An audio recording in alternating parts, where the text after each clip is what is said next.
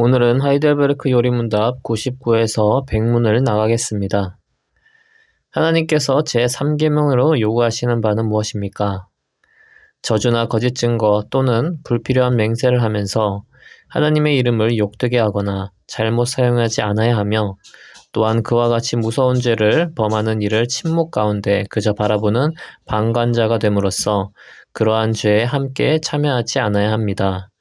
요컨대 하나님의 거룩하신 이름은 반드시 두려움과 경외심으로 높여드리는 일이 아니면 사용하지를 말아야 하며, 그리하여 하나님을 올바르게 고백을 하고 그를 예배하며 모든 말과 행위 가운데 그를 영화롭게 하여야 합니다.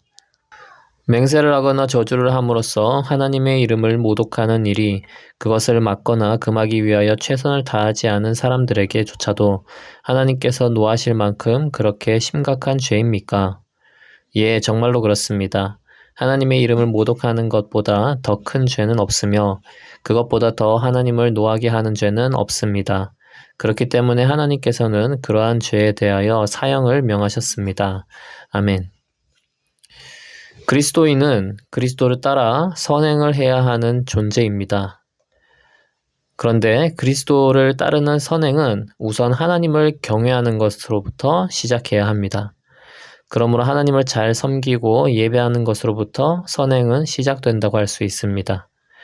이에 대해 제1계명과 제2계명에서는 하나님만을 섬길 것과 신상을 만들어 섬기지 말 것을 요구하셨습니다. 하나님을 하나님답게 섬기려면 하나님을 어떤 형상에 거둘 것이 아니라 하나님의 살아있는 말씀으로 듣고 깨달으며 하나님과 교제해야 할 것입니다. 오늘은 제3계명을 보며 일상생활에서도 하나님을 어떻게 불러야 할지, 어떻게 하나님께 영광을 돌릴지를 보겠습니다. 제3계명은 내 하나님 여호와의 이름을 망령되게 부르지 말라입니다.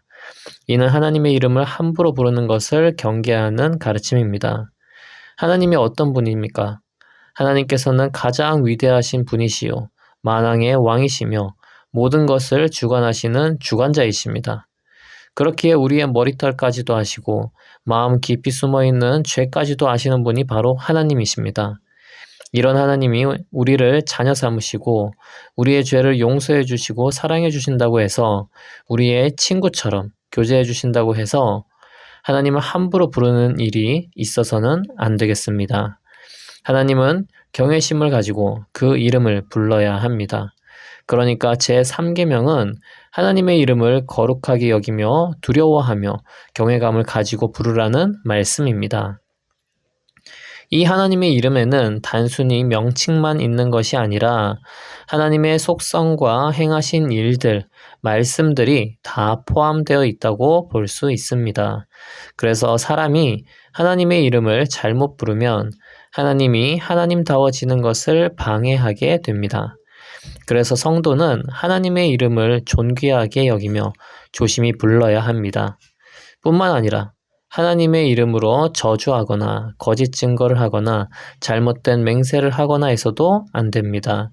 하나님은 사람이 부릴 수 있는 신이 아닙니다. 자신이 마음에 들지 않는다고 하나님의 이름으로 저주를 하고 그대로 되기를 바란다면 하나님은 모욕적이실 것입니다.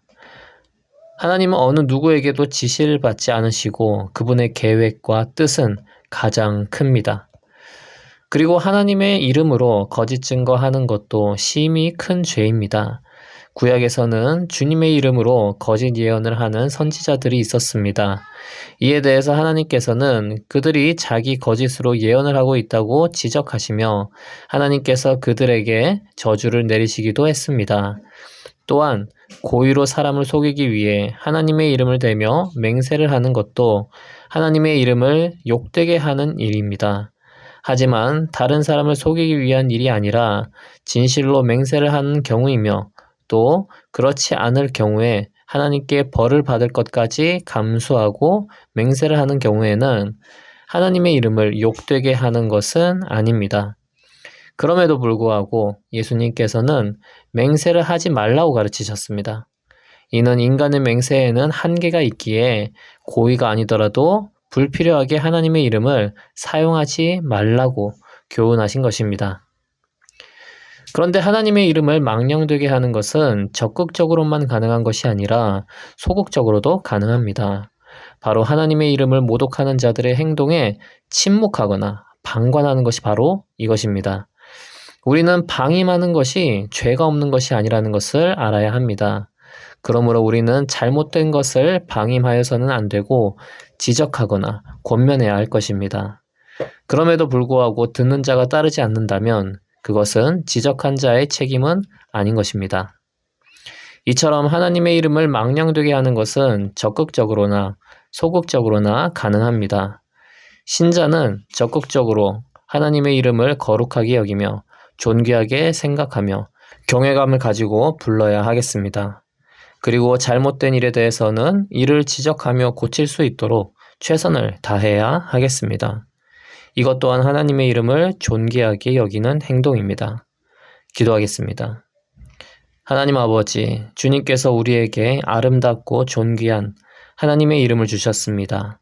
우리는 하나님의 이름에 담겨 있는 하나님의 속성들, 사랑과 공의의 모습들까지 경외하며 그 이름을 소중히 사용해야 하겠습니다. 주님을 두려워하며 그 이름을 대할 수 있도록 지혜를 주시옵소서. 또한 주님의 이름을 모욕하는 자들을 지나치지 말고 주님의 이름의 명예를 지키기 위해서 힘쓰는 자가 되게 하여 주시옵소서. 예수님의 이름으로 기도합니다. 아멘.